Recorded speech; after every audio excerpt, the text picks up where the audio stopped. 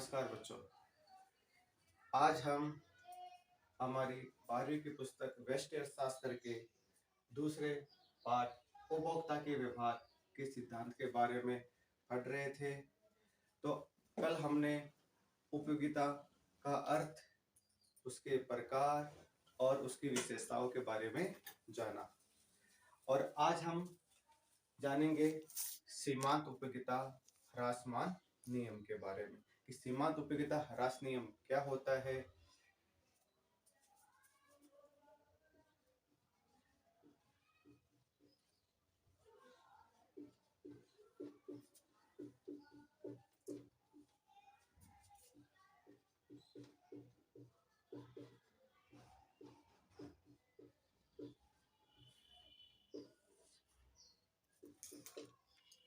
सीमांत उपयोगिता ह्रास नियम।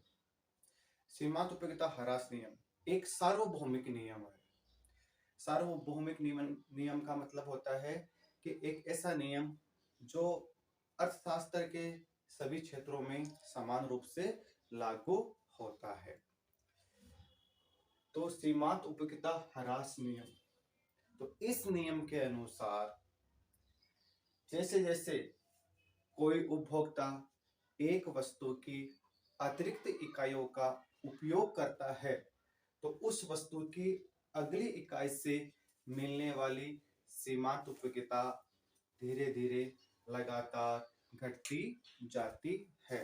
तो यही नियम क्या कहलाता है? सीमांत उपयोगिता ह्रासमान नियम। यानी इस नियम के अनुसार एक निश्चित समय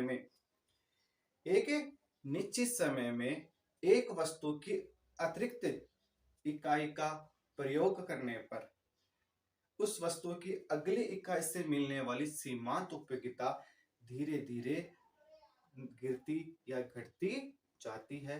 वही नियम क्या कहलाता है? सीमांत उपयोगिता ह्रासमान नियम कहलाता है। तो सीमांत उपयोगिता ह्रास नियम क्या होता है? सीमांत उपयोगिता ह्रास नियम सीमांत उपयोगिता ह्रासमान नियम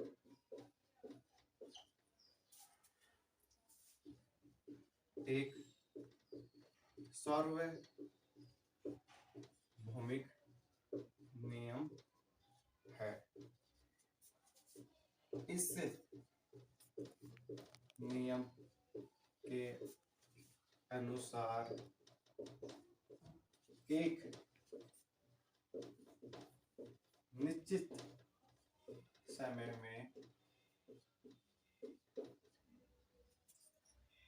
के अनुसार एक निश्चित समय में एक वस्तु की अतिरिक्त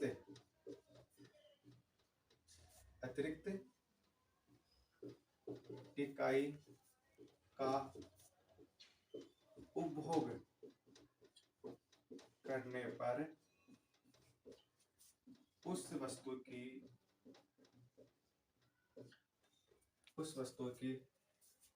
प्रत्येक अगली इकाई से मिलने वाली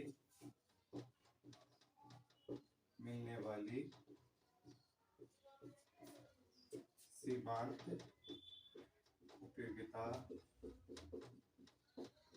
लगातार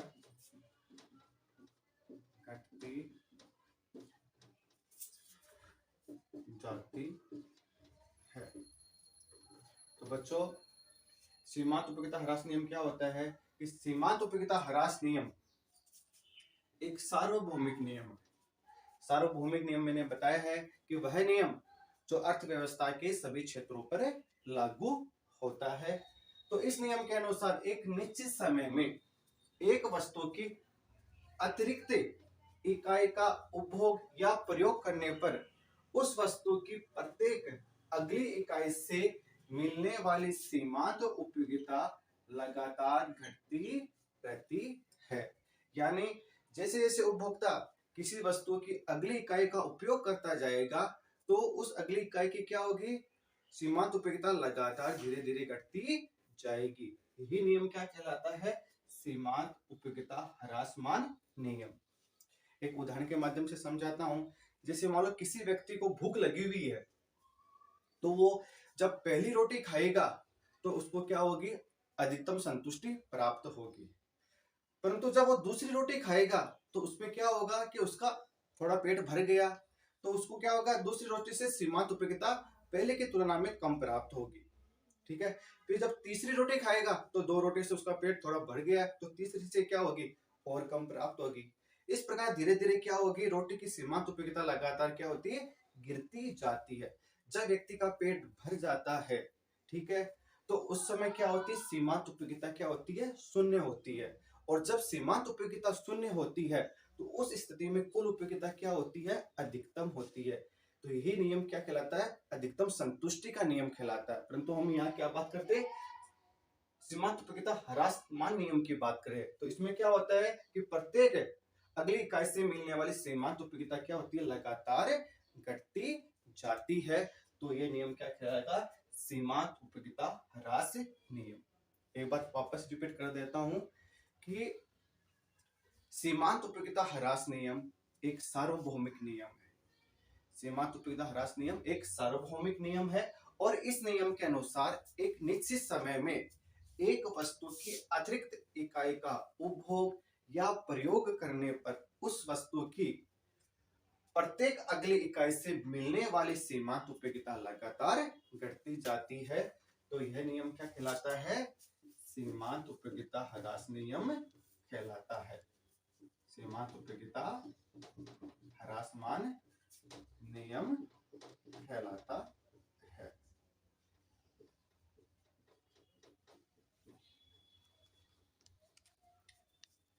तो सीमांत उपयोगिता ह्रास नियम आपके समझ में आ गया होगा। जो सीमांत उपयोगिता ह्रास नियम है, सीमांत उपयोगिता ह्रास नियम है, इसे H.H. गोसेन का प्रथम नियम भी कहा जाता है। सीमांत उपयोगिता ह्रास नियम को क्या कहा जाता है, H.H. गोसेन का प्रथम नियम भी कहा जाता है।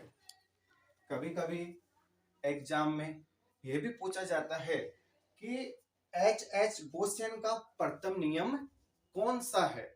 तो H.H. गोसेन का प्रथम नियम है सीमांत उपयोगिता ह्रासमान नियम। तो इसका आंसर क्या हो जाएगा, सीमांत उपयोगिता ह्रासमान नियम। इसको एक अन्य नाम से भी जाना जाता है, घटती हुई सीमांत उपयोगिता का नियम।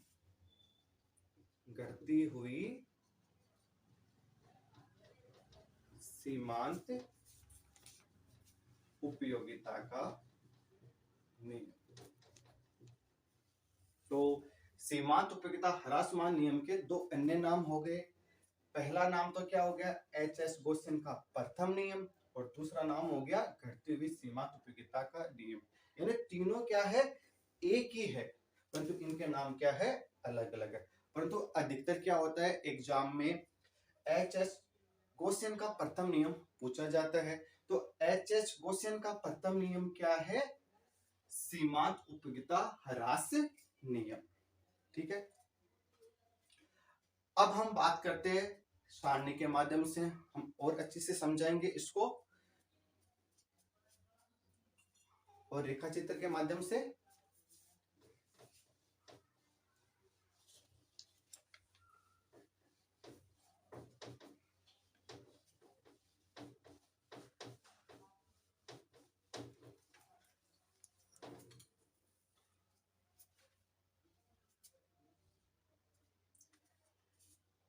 यहां मैं लेता हूं अक्ष वस्तु की इकाइयां, यहां कुल उपयोगिता और यहां सीमांत उपयोगिता। 0 इकाई है तो कुल उपयोगिता 0 है और सीमांत उपयोगिता 0 है। 1 इकाई पर कुल उपयोगिता 10 है, सीमांत उपयोगिता 10 है। 2 इकाई पे कुल उपयोगिता 16 है, सीमांत उपयोगिता 6 है। तीसरी इकाई पे कुल उपयोगिता 20 है, सीमांत उपयोगिता 4 है। चौथी इकाई पे कुल उपयोगिता 22 है, सीमांत उपयोगिता 2 है। पांचवी इकाई पे कुल उपयोगिता 22 है, सीमांत उपयोगिता 0 है। छठवीं इकाई पे कुल उपयोगिता 20 है और सीमांत उपयोगिता -2 है। अभी हमने सीमांत उपयोगिता ह्रास नियम पढ़ा था, तो उसमें क्या पढ़ा था कि एक निश्चित समय में एक वस्तु की अतिरिक्त इकाई का उपयोग करने पर या उपभोग करने पर या प्रयोग करने पर सीमांत उपयोगिता क्या होती है, धीरे धीरे कम होती जाती है। अगली इकाई की सीमांत उपयोगिता क्या होती है, धीरे धीरे घटने लग जाती है। तो देखो, प्रथम पे 10 थी, द्वितीय पे 6, तीसरी पे 4, चौथी पे 2 और पांचवी पे 0 और छठी पे -2। तो कहने का मतलब है सीमांत उपयोगिता क्या हो रही है, लगातार गिर रही है।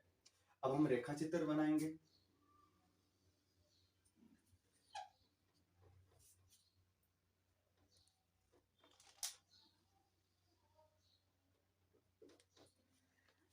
ओ अक्ष पर हम लेते हैं वस्तु की इकाइयां 1, 2, 3, 4, 5 और 6 और ओ वाई अक्ष पे हम लेंगे सीमांत उपयोगिता। तो सीमांत उपयोगिता क्या है, 10 तक है। तो मैं क्या करूंगा, 2, 4, 6, 8 और 10 इकाई तक मैंने ओ वाई पर नोट कर लिया है। तो हम देखेंगे कि पहले इकाई पे सीमांत उपयोगिता कितनी है। सारणी में देखना, पहले इकाई पे सीमांत उपयोगिता कितनी है, 10 है। तो इकाई फर्स्ट और सीमांत उपयोगिता 10 होगी, तो मैंने यहाँ पे क्या किया, डॉट लगा लिया। दूसरी इकाई पे कितनी है, 6, ये 2 इकाई हो गई, सीमांत उपयोगिता कितनी होगी, 6। तीसरी पे कितनी है, 4, तो इस तीसरी इकाई और ये हो गई 4। चौथी पे है 2, ये चौथी इकाई हो गई और ये हो गई 2। और पांचवी पे क्या है, 0, तो ये पांचवी क्या हो गई इकाई, ये हो गई 0। और छठी में क्या है, माइनस, तो माइनस में इधर क्या आएगी, नीचे की तरफ -2, तो माइनस में क्या आ जाएगा, इधर आ जाएगा। तो चित्र कैसे बनेगा इसका, इस नीचे गिरता होगा, तो ये क्या है, एमयू वक्र है। तो आपने देखा होगा कि सीमांत उपयोगिता क्या हो रही है, प्रत्येक अगली इकाई के साथ क्या हो रही है, धीरे धीरे कम हो रही है। पहले 10 थी, फिर 6 हो गई, फिर 4, फिर 2, फिर 0, फिर माइनस में हो गई। तो कहने का मतलब है कि सीमांत उपयोगिता ह्रास नियम में क्या होता है, एक निश्चित समय में एक वस्तु की प्रत्येक अगली इकाई से मिलने वाली सीमांत उपयोगिता क्या होती है, लगातार घटती रहती है। तो ये क्या कहलाता है, सीमांत उपयोगिता ह्रास नियम।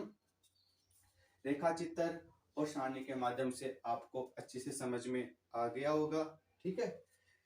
अब एमयू कैसे निकालते हैं, इसके बारे में मैंने चर्चा हमारे जो पिछला वीडियो है उपयोगिता वाला, उसमें मैंने चर्चा कर दी थी।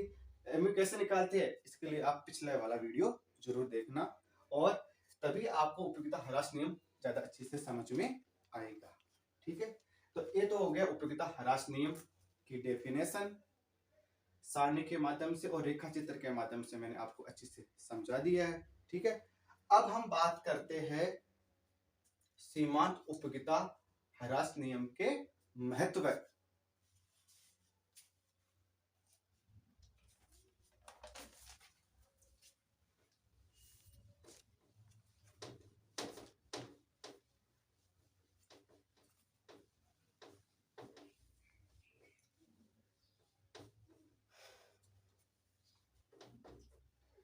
सीमांत उपयोगिता ह्रास नियम के महत्व। सीमांत उपयोगिता ह्रास नियम के महत्व। पहला है उपभोग क्षेत्र में,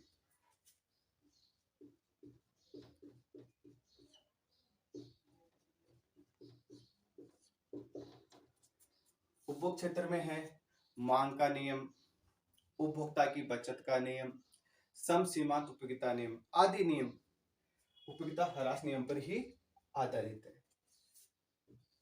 मांग का नियम,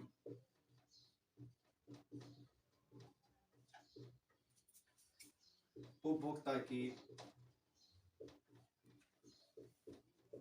बचत का नियम,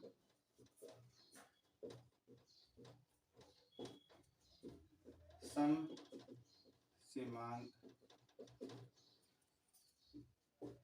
उपयोगिता का नियम आदि इस नियम पर आधारित है। तो उपभोग के क्षेत्र में कौन कौन से नियम है जो सीमांत उपयोगिता ह्रास नियम पर आधारित है? मांग का नियम है, उपभोक्ता की बचत का नियम है, सम सीमांत उपयोगिता का नियम है। अब मैं आपको बताना चाहूंगा कि हमने अभी थोड़ी देर पहले पढ़ा है कि गोसेन का प्रथम नियम क्या है। तो हमने बताया था कि गोसेन का प्रथम नियम क्या है? सीमांत उपयोगिता ह्रासमान नियम। और गोसेन का एक द्वितीय नियम भी है।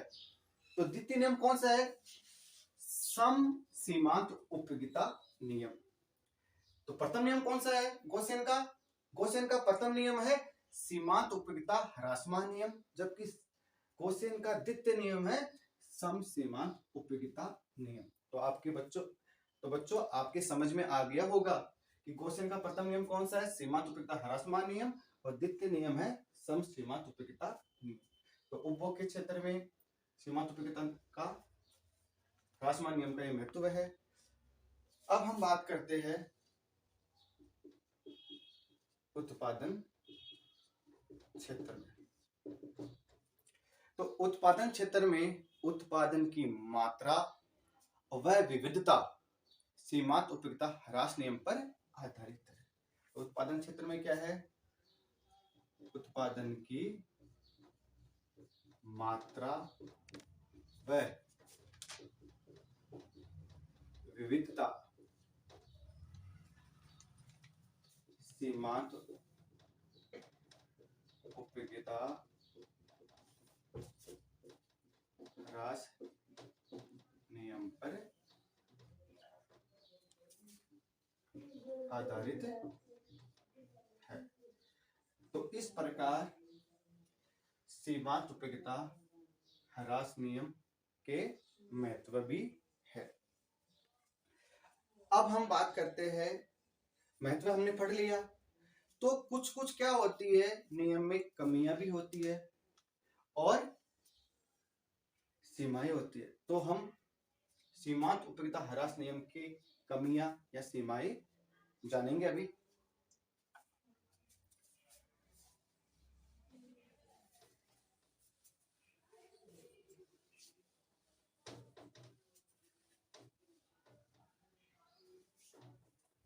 तो सीमांत उपयोगिता नियम की